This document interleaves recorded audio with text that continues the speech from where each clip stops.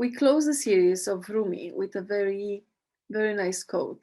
It says, "There is a voice that doesn't use words. Listen." Which is this voice that you think Rumi talks about? From your coaching practice, of course.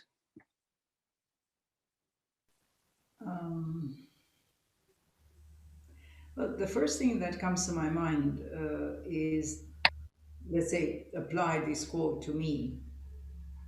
And I think that would be a good way to introduce which that is to say that in coaching I'm listening to my clients, right? I'm listening really very thoroughly, very intensely, very attentively, and and probably beyond or even before the words, I listen to that voice, right? That is silent. That is the what they don't say, what even what they are not even aware. It's not that they don't say because they don't want to say. Sometimes it happens, obviously, because there is a certain reserve, at least in the beginning of the coaching. They are not going to come in and throw everything right on my table.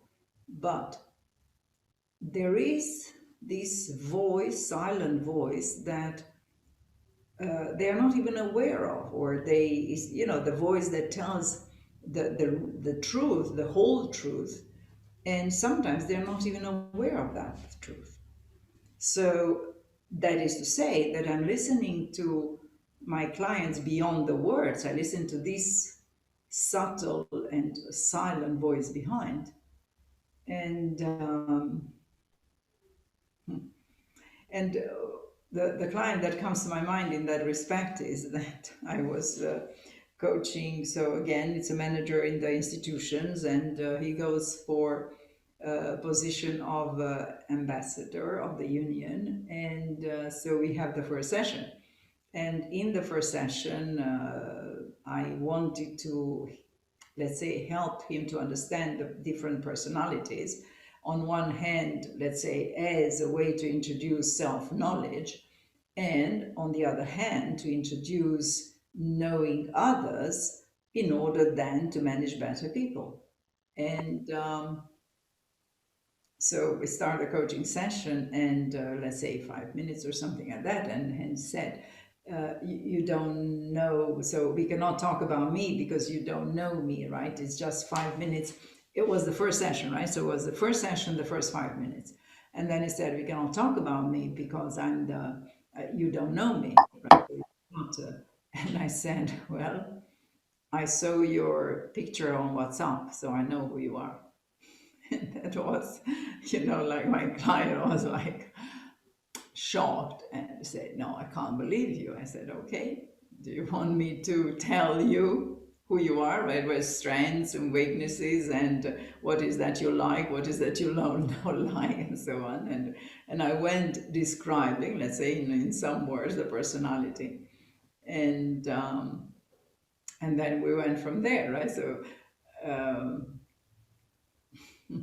So that is to say, right, that what I was listening to were not words because I just saw his picture, right? I saw his picture on WhatsApp because we connected on WhatsApp. So obviously I saw his picture. And then from that picture, I understood the personality, and then I knew how to, let's say, or I knew a way of saying who my client is. And then when during the session we continue with talking about the personality, that went, how to say it, in a natural manner. So, well, It confirmed your impression of the picture, right? The well, non-verbal from the conversation. because you see, it's like we still have to stay humble, right? Yes, I do have a very strong understanding or very strong feeling that this is who he is and this is his personality. Nevertheless, my client has to confirm my intuition, right?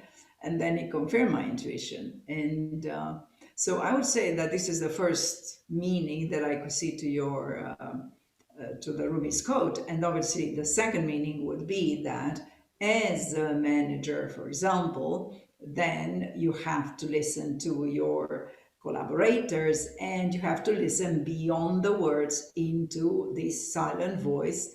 And I'm absolutely sure that uh, this ability to listen will then transform, let's say, the quality of your leadership and management. So the only Yeah.